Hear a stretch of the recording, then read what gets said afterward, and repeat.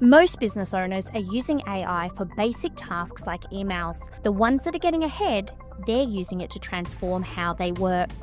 I'm Tania Gomez. 6 months ago, I didn't know the difference between ChatGPT and a chatbot. Now I'm learning from AI experts, testing tools in real businesses, and sharing everything that works. Because AI won't replace you, but someone using AI will. This is the AI Apprentice. Join our free community of practice at providercollective.com.au, where hundreds of business owners are learning together. We start as AI apprentices, but we leave as masters. Let's get into it. Hello and welcome to the AI Apprentice. I'm your host, Tania Gomez, and today I'm joined by George Gazonis. George is an aged care strategist advising on innovation, policy and technology adoption. He coordinates aged care projects at the Multicultural Council of South Australia and runs his own consultancy, Aged Care Futures. He also chairs the National AI Adoption in Aged Care Working Group.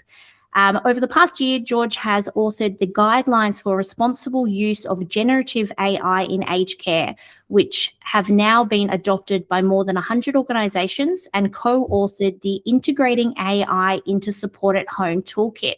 Welcome, George. It's so lovely to chat with you today. Thank you, Tania, and thank you very much for having me today. Yeah, I came across your AI adoption toolkit for aged care and the responsible use of generative AI, and was just really fascinated because this is such a new area, such a new frontier. And I've only really thought about how AI can help me, selfishly in my own business. I hadn't really sat there to think about how this might impact older Australians, and thought about it from the lens of older consumers' points of view. It's really fascinating to me that you've really specialised and focused in on how do we help everyone have equal use and accessible use to this amazing technology as it rolls out. Absolutely. Look, I feel that, and I'm sure your listeners already know that the aged care sector is under a lot of pressure, and I won't go into the problems. We all know what they are, but I do feel that technology is one of the few levers that can really help providers address these challenges. Yeah, absolutely. So I wanted to start by thinking about the next 5 years. And I wanted to ask you how you think AI will change the way an 80-year-old lives at home. And is it going to be things like voice-activated assistants, smart sensors, or are there other things coming that you think are going to change the lives of an 80-year-old who might be living at home? Mm-hmm. Tania, this is a great question. So I feel that the biggest shift is not going to be one drastic technology that will change everything, but rather it is the layering of multiple small ones. So as you said, voice assistants, smart sensors, wearables that learn your daily patterns and flag when something is off, like I'm wearing one of those now here, a ring. Telehealth that connects you to a GP without the need to go on a 2-hour trip back and forth. Bed sensors that can predict a fall before it becomes a hospital admission. So the real change is not the technology itself, it's that the home becomes a care-enabled environment. So instead of the person having to move to where the care is, the care comes to where the person is. And AI is the connective tissue that makes aging in place viable and at scale, and also in Australia in particular, regionally as well. And for those of us with aging parents, that is also personal. We want to know that mom or dad are safe without having to uproot their life. So I want to say one thing we haven't fully explored yet is predictive capabilities of AI. So AI is able to notice, when someone is going to the bathroom more frequently at night, or what their movement patterns are and how they have changed. And it's able to flag it to the doctor or the aged care provider before the person even realizes that something is wrong. So that shift from reactive to proactive care is where I feel the real transformation is sitting. So data is at the heart of everything. Yeah, that's amazing. And I wear a Whoop similar to your Aura ring that tells me things like my heart rate, and it tells me each more type of exercise I should do based on my sleep. So I think there's definitely applications here for tracking and looking at the predicting what is going to happen next. And when I first started wearing a wearable, I was really surprised at how accurate it was in knowing things about me before I was. And so, this idea that all of this data is being analyzed and it can actually say, hey, look, here's a pattern. So, maybe your blood pressure has been elevated for a number of days, or, maybe, as you said, going to the bathroom is happening more frequently. I guess there's a lot of people in aged care facilities or even at home who don't really have anyone monitoring this type of data very consistently. Right. Yeah, so how do you think that that's going to change things? Is it going to give people longer lives, faster supports? Are we then going to be able to triage more effectively? Look, there is quite a bit of hype at the moment, and I'm sure you must have heard it somewhere, because people are talking about whether, like, if we manage to live to the end of this decade, they say we are surely going to be able to reach 100. Look, this may not be the case, and we tend to be optimistic about our future, and that's human nature, and totally fine. This may not be the case. However, I do see and understand, like, for example, as you said, since I started using my ring, and I can now see how my body reacts, say, for example, to having a late meal or having alcohol before I go to bed, Yeah. and how this affects my sleep. Now I can put two and two together and try and understand myself, the patterns of my behaviors. And this means that practically now I try to eat earlier, and I try not to have alcohol, for a few hours at least before I go to bed. This, in the long term, means that there will be positive effects out of this behavior. So if we now take this little example and scale it to having a person's information about over the course of months, over years, of the patterns, the way they behave, the way the body works, this means that practically we will be able to pinpoint and to be able to decipher these messages in order to make better decisions for the person's care, in order for the person themselves to make better decisions for their own care. So I think that's where the revolution is going to happen. Yeah. And I think just having that amount of transparency and oversight would be incredibly powerful, because I know, as I only know it from a looking at my grandparents and my mother aging and friends' parents aging, but it can be quite hard to even ask your parents, how is your health? How are you going? And it seems like there's like this rapid decline, and they go from being well to not well. But I'm sure there's a million different little metrics that are changing over that period that, if we were collecting them, could be pinpointed. So I think it's that ability to be able to be empowered by recognizing these shifts. Often, at least, anecdotally, I've seen that, my grandparents lived together a very long time, but one of them always overcompensated for the other one. So one of them, wouldn't be eating, oh, she's just ate earlier. And so, if we had more metrics, we could go, well, okay, well, it doesn't, this is what it's actually telling us. So now, actually on paper, you haven't eaten for 3 days, where you're telling me you ate earlier, and actually be able to then intervene and make some interventions in their lifestyles, or in things like medication and care if we've gone past lifestyle. That's right. And on that, I would like also to add another dimension. So one of the areas that I feel AI is making a real difference is documentation around the care of an older person. And I feel that, and in Australia, we have some very good providers that are working in this space already. So say, for example, these conversations between a nurse or between a carer and an older person happen all the time. You mentioned skipping a meal or missing a meal or something like that. But what can happen is that if at the moment the system relies on the professional to input all this information into the system after themselves, in order to then possibly for someone else to read the notes and flag if there's something that may be wrong. But what AI has the ability to do is that it's able to accumulate this information. Say, for example, if the conversation is recorded and transcribed automatically, if the professional is prompted to input this information into the system, so then it can a long-term, say, approach can be created there, and a profile can be put together in order to identify these little things that may go missing when on a day-to-day basis, and when you see 50 people a day.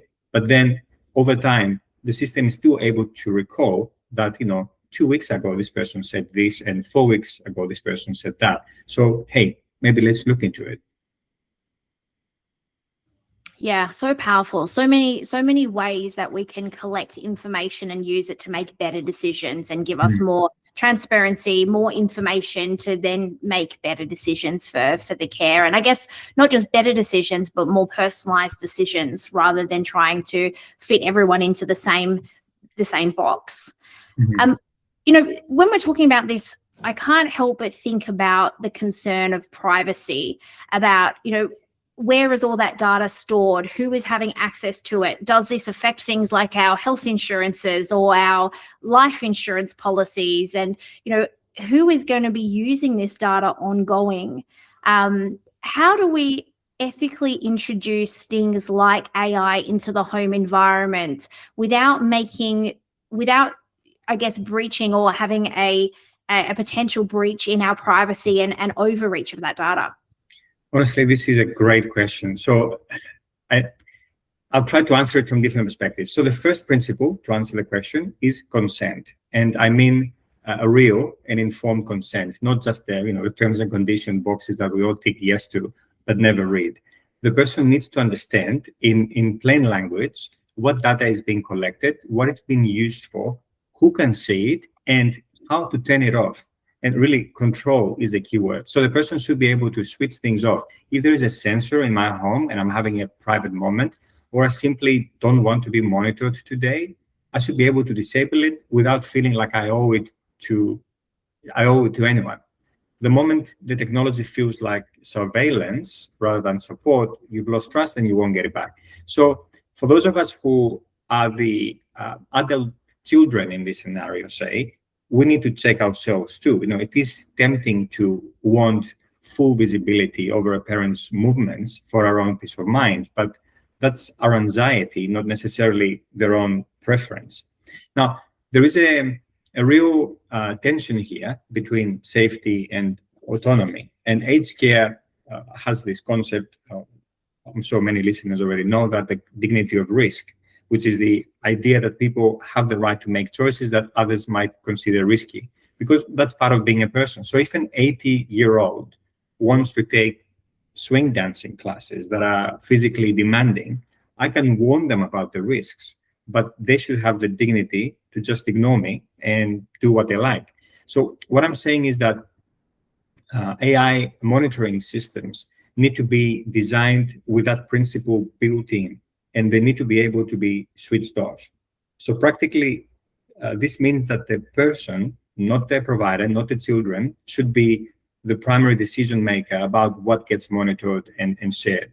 Family members can be involved, absolutely, but the older person's authority over their own home should come first. But the reason why I love this question is I want to make a broader point about data, because we tend to scrutinize the use of data in aged care and healthcare and throughout AI quite heavily, and we should, but we should also apply the same scrutiny to all the data we've already given away willingly every single day for free. So Facebook, Instagram, LinkedIn, they know our habits, they know our preferences, our friends, our messages, our locations. Google Maps knows where we're going when. Our phones are tracking us constantly. And all these services are offered for free because I'm sure you know what they say: when the product is free, then the product is you. So our data is the product for these companies. So anyway, we have consented to all of that, often without a second thought, because we understand the benefit, the convenience, the navigation for maps, the connection that messaging allows us. So similarly, if someone understands the long-term benefit of health data accumulation for their own well-being, that over time, this data can help predict patterns, problems. We can then personalize care and we can keep them healthier. And then informed consent becomes a much easier conversation. And it's not just individual benefit, but the more people contribute health data, the stronger the data sets become for the whole population and for future generations. And that's how we build better predictive models.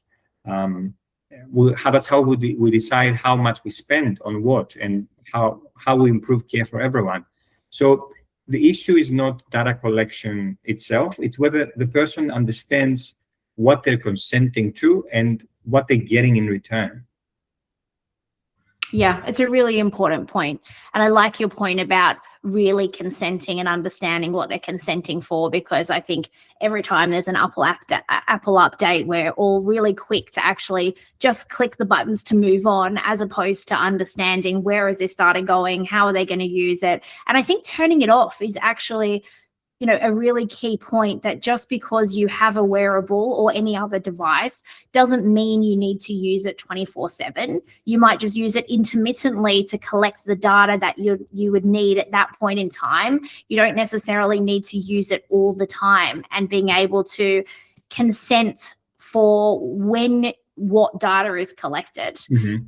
As an NDIS auditor, I'm often talking about consent and this concept that you can't bundle consent together. You can't say I consent for everything for all of time.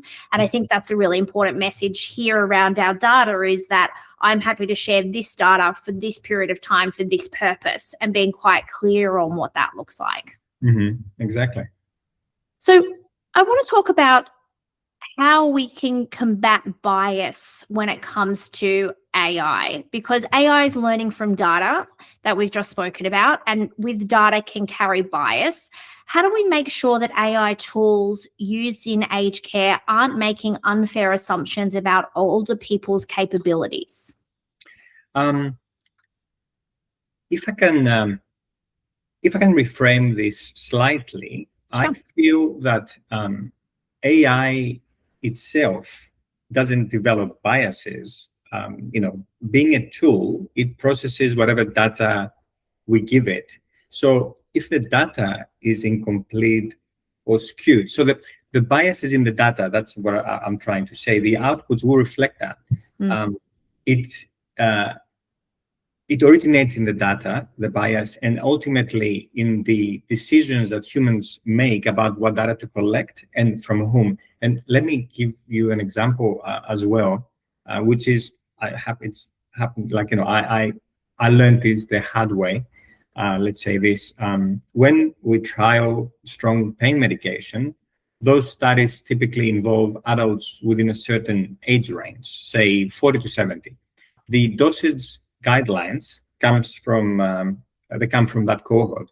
But when a 98-year-old has a fall at home and needs pain relief, we prescribe it based on trials that never included anyone who's 98 years old.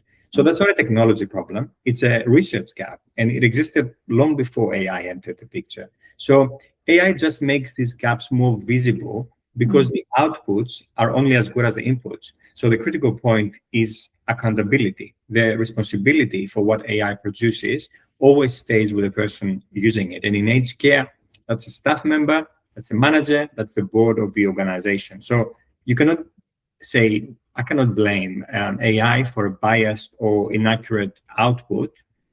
Like I can't blame my oven if I burn my lasagna. Like the tool does what you tell it to do and what you give it. So the human has to review the output, apply the professional judgment, and make sure the result is appropriate for the individual in front of them. And as I say sometimes at the sessions that I do, I say to people who worry about outputs with AI, I say, if you had me today to be your personal assistant and you asked me to produce a report, would you just sign off the report that I gave you without checking it? No, you wouldn't. You would actually scrutinize it to try and see if I did the right thing. And I think that's how we need to treat AI as well. Yeah, that's a really good point. I think just believing what is generated from AI. We've seen a number of really high profile cases where this has been an issue. Like I think it was Deloitte or maybe it was PwC that used a report that had inaccurate references in it. And I think we're all still learning how to use AI and what the capabilities are and what the best use cases are. And we're bound to make some mistakes. So I think just as if you had got a junior to write up a report for you, you still need to review it, read it, check it, scrutinize it, and make sure that the outputs are fit for purpose and are, especially if you're talking about using this information to make decisions that might impact people's lives. I think it's even more important at that point. So we've talked a little bit about what the future might look like and the types of tech that might be available for aged care providers to use. I'm interested in how you think we can bring older people on this journey as well. How do we ensure that AI tools are designed for age-friendly access so that those with things like declining vision or hearing or mobility also aren't left behind? You raise a very valid point. There is tendency to design technology for older people rather than with them, and there is a significant difference between the two. So many of us in our 40s, 50s, 60s would know this from experience, that you buy a device for a parent and within a week it's just sitting in a drawer because it wasn't designed with them in mind. So as a great example, there is a study of over 50,000 patients that found that smart pill bottles with timed alerts, they had flashing lights, digital tracking and stuff, they completely failed to improve medication adherence. So older adults said that the alarms were unwelcome reminders, say, of their illness, and the bottles were bulky and clinical looking, impractical. So the technology was impressive, but failed because the end user wasn't involved as part of the process. And there's also the stigma dimension. There's a leading voice in the sector whom I respect a lot, Dr. George Margelis, who told me this story from about 15 years ago, when remote monitoring devices were deployed in people's homes and users hid them under tablecloths or in corners so that visitors wouldn't see them. So people didn't want technology to announce their vulnerability. So the answer is co-design. And I feel that the answer is co-design when we're working with older adults with vision problems, with hearing problems, with older adults who will be, the ones using this pill bottle, say. Carers, they need to be part of the conversation. Frontline workers need to be part of the conversation, and they need to be involved throughout the design process. So the gold standard, honestly, should be designing tools that people would actually want to use regardless of age, rather than creating specialized, say, assistive in reverse commas products that signal decline or disability.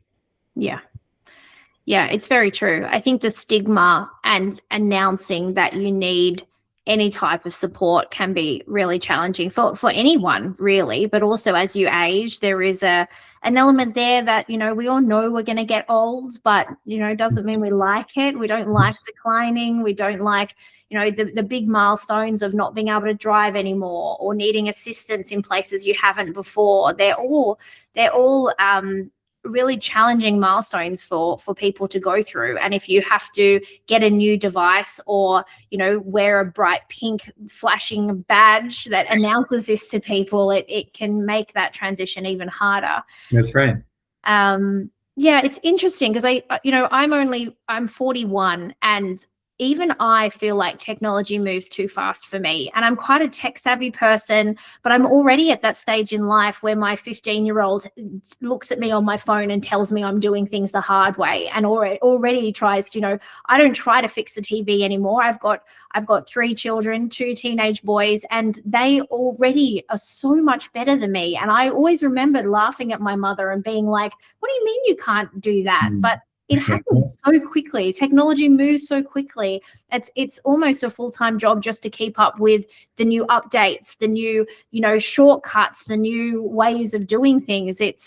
I can imagine that for someone who isn't in the workforce using computers every day, and it isn't a big part of their life, that it would be even more overwhelming of, moving to being completely digital in your payments.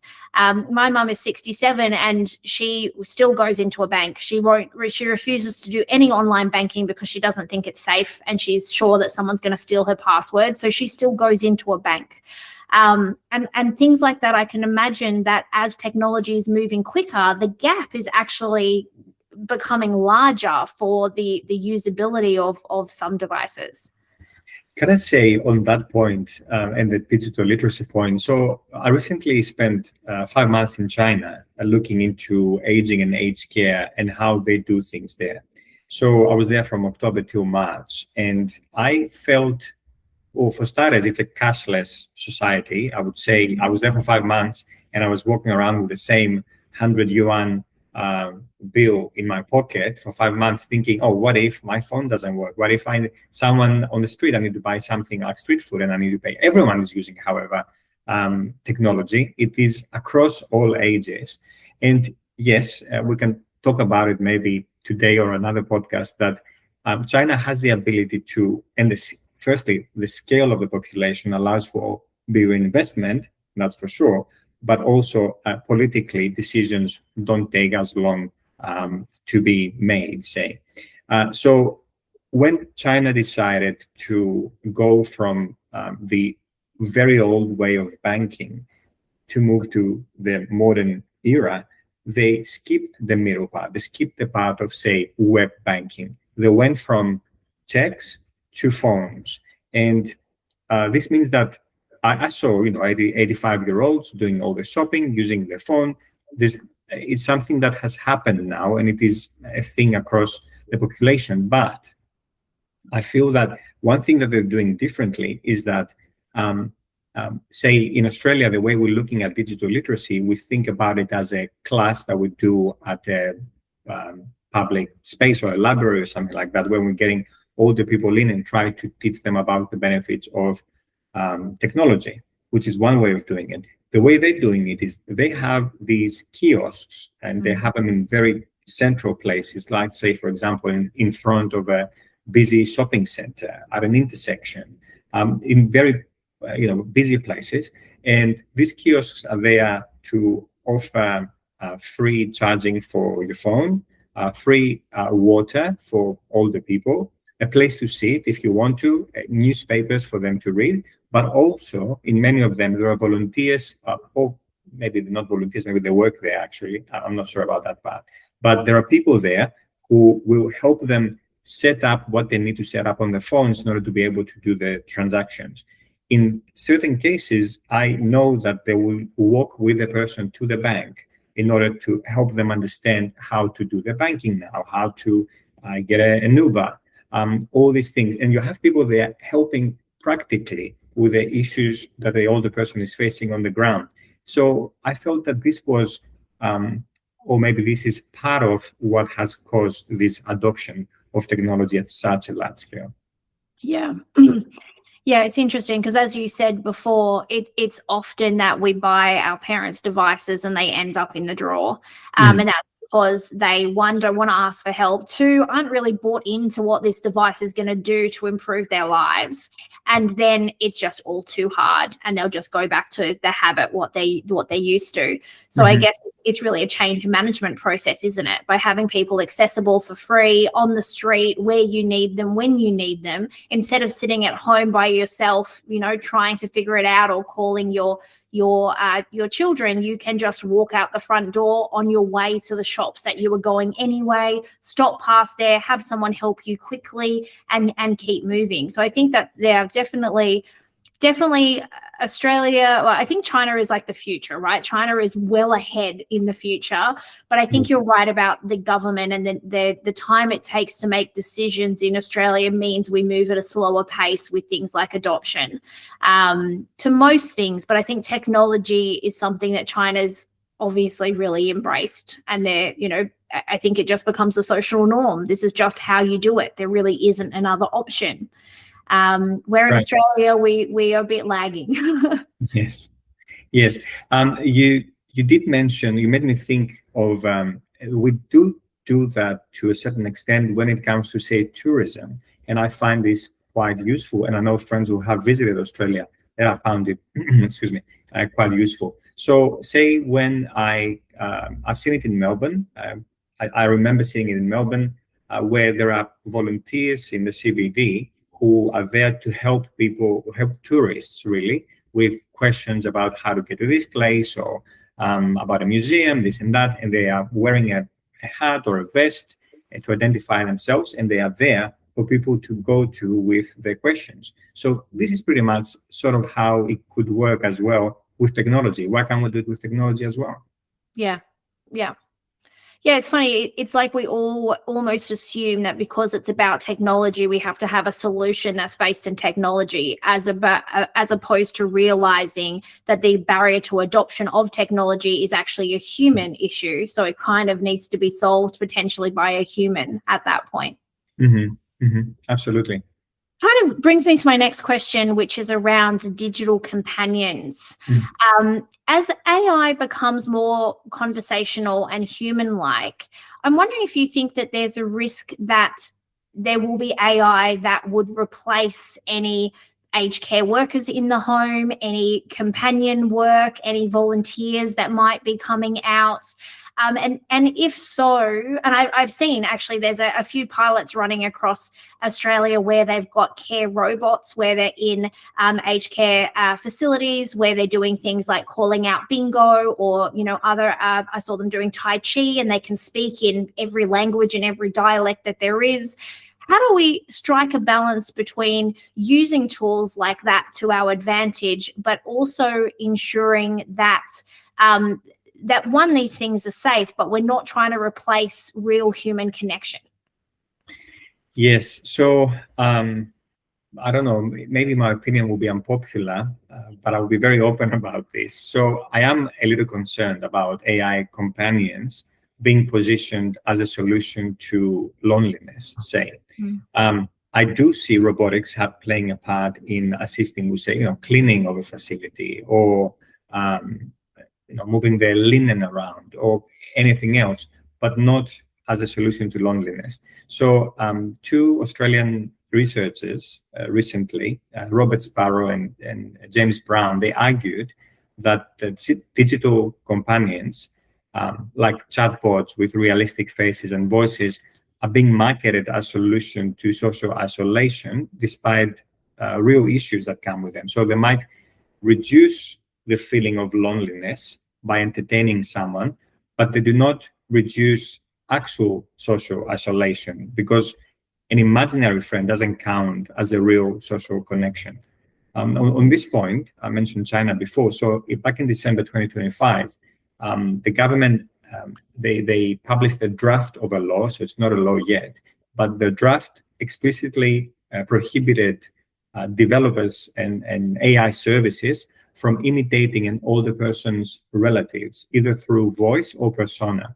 So this is not finalized law, but the intent is clear that governments are starting to draw lines around what AI companionship is allowed to look like for older people. And this reminds me, I recently came across it as well. A Canadian university split 300 students into 3 groups. One texted daily with an empathetic AI chatbot, which was made to be empathetic. One was paired texting with a random stranger, a student at the same university whom they had never met before. And one just wrote a sentence about the day and how the day was. So after 2 weeks, only the human paired group showed any reduction in loneliness. So despite being designed as the perfect conversational partner, like always available, the AI chatbot showed no improvement. And the researcher's explanation is that a message from someone who chooses to respond, takes time off the day to look at you and talk to you, it carries emotional weight that an always-on chatbot just cannot replicate. So in aged care specifically, I just don't want to see AI companions get used as a substitute for adequate staffing and real human interaction. And the principle is clear. It's like AI should help people connect more with other humans. And if it becomes the relationship, then we've gone wrong. I do need to put an asterisk here. I do see a narrow exception for digital companions for people with dementia, where an AI companion might provide comfort, like non-stop, say, an engagement non-stop, in a way that is appropriate to the person with dementia's needs. And I know here in Australia there are good products that have been developed in that direction, but even here, I believe that consent matters. Really, it's paramount, because ideally a person should be introduced to and consent to the technology before cognitive decline. So I would sign up that if I ever develop dementia, I wouldn't mind having that companion there, because then the conversation can get repetitive and the companion can help you keep your brain active so that you don't, say, become agitated. But I would like to consent to that before my cognitive decline. Yeah, it's really interesting. And I've seen quite a few, online, read about quite a few people who have married their AI chatbots, been in relationships with their chatbots, and a number of really concerning suicides and things that have been caused in young people who have been using AI as a replacement counselor or a replacement companion of sorts. So I guess there's still lots of work to be done here, and really determining what case studies or case uses are appropriate for AI, and where are those rings, and who is going to be enforcing those rings, which is obviously a role for government. What is the Australian government doing in the AI space? Where are they at with things like legislation? Are they watching and waiting, or are there things in motion to regulate or put some of these lines in place for the Australian consumers? That is an excellent question, because there are, say, two opposing sides here. There is one side that calls for more regulation, and there's another side that calls for less regulation. So the Australian government has already announced the principles around working with AI. They have said that working with AI falls under existing legislation, so they haven't yet legislated specifically. However, they have announced the voluntary AI standards for the development of this technology, for example, and ethical and ethics around this new technology. But then we have to look at this from both perspectives, I would say, from both sides. So one side is calling for more regulation. So I feel that I can understand the concern, and we should make sure that no one,